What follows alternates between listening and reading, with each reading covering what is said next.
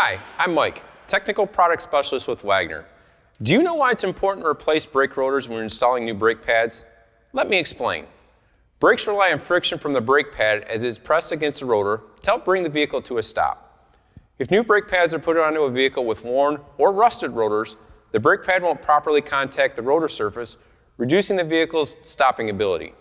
Insufficient pad and rotor surface will increase your stopping distance, meaning it takes your car longer to stop. Also, deep grooves that have developed in a worn rotor will act as a hole puncher or shredder and damage the pad material as it's pressed against the rotor. You run the risk of the brake pads wearing improperly, resulting in premature replacement of the brake pads. For this reason, we recommend replacing the rotors when changing the brake pads to get optimal braking performance and prevent premature brake wear.